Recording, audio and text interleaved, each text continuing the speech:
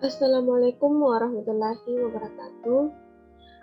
Baik, pada pertemuan kali ini kita akan membahas mengenai Wired LAN, Ethernet, dan Wireless LAN.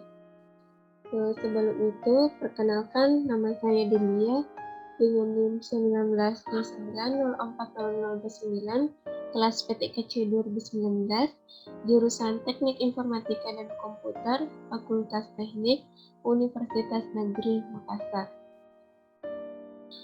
Adapun sub materi atau sub pembahasan pada materi kali ini yaitu yang pertama Wireless Ethernet yang mencakup IEE standar, standar Ethernet, fast Ethernet, dan Gigabit Ethernet.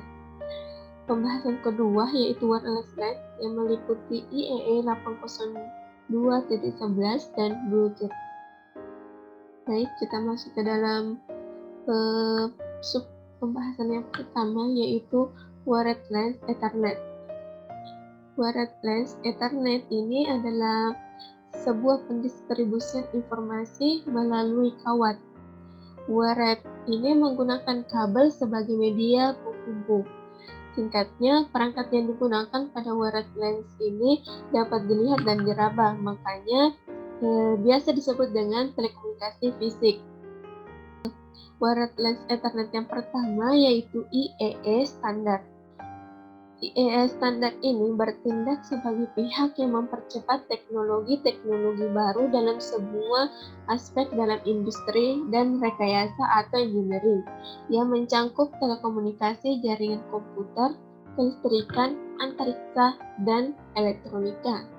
IEE ini menangani berbagai macam standar, diantaranya adalah tentang standarisasi peralatan yang dipakai untuk jaringan. Nah, Wireless Internet Ethernet yang kedua yaitu standar Ethernet. Standar Ethernet mengacu pada Ethernet paling awal yang hanya memiliki kapasitas penanganan 10 Mbps. Media transmisi utamanya adalah kabel justifier dan kabel koaksial.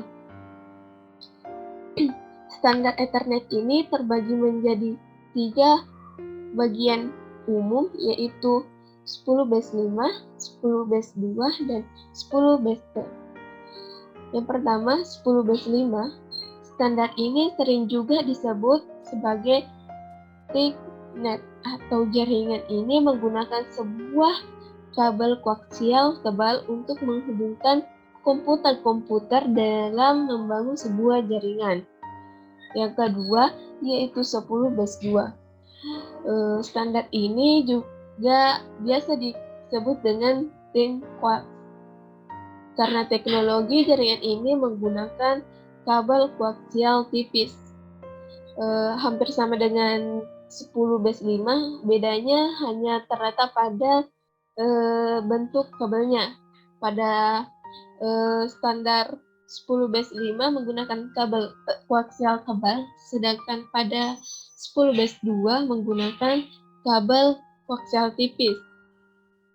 Pada 10/2 ini memiliki kecepatan maksimum jaringan yaitu 10 MB per detik dan menggunakan dua metode transmisi sinyal jaringan yaitu baseband. Yang terakhir yaitu 10/T.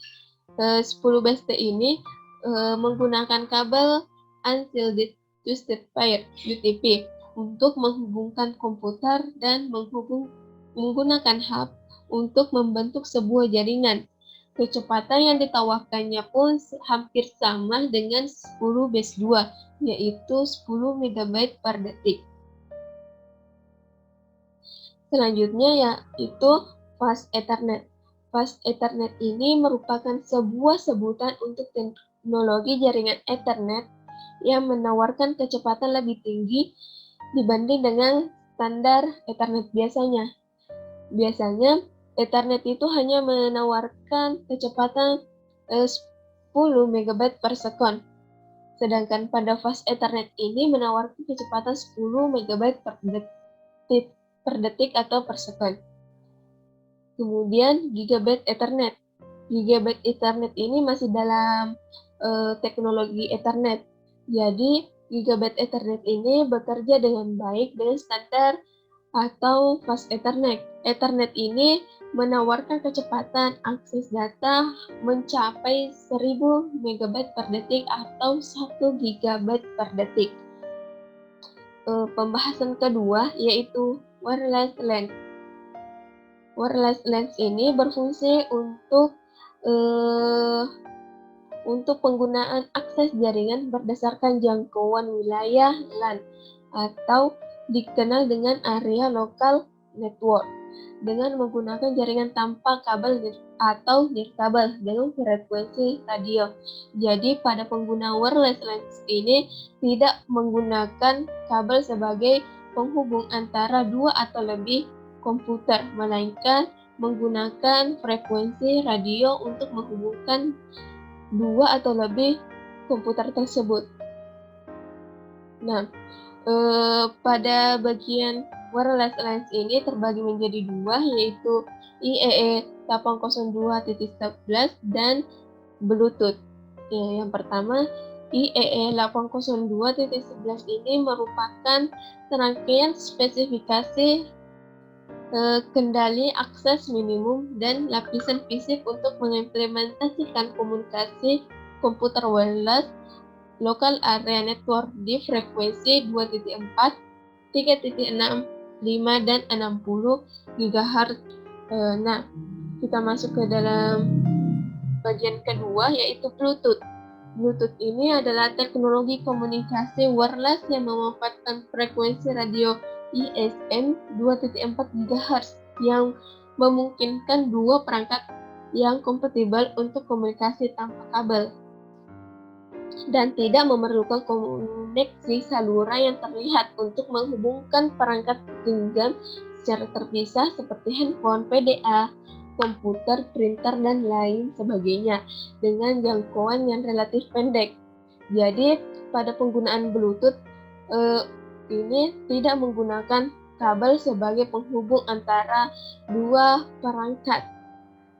Akan tetapi kekurangan dari Bluetooth ini hanya bisa digunakan pada jangkauan yang relatif pendek, sehingga apabila ingin menggunakan Bluetooth, kedua perangkat harus saling berdekatan untuk dapat saling berkomunikasi. Akan tetapi apabila menggunakan Bluetooth ini, kita tidak perlu lagi menggunakan kabel sebagai perantara untuk menghubungkan kedua perangkat tersebut. Nah, itulah penjelasan dari saya. Kurang dan lebihnya mohon dimaafkan. Wassalamualaikum warahmatullahi wabarakatuh.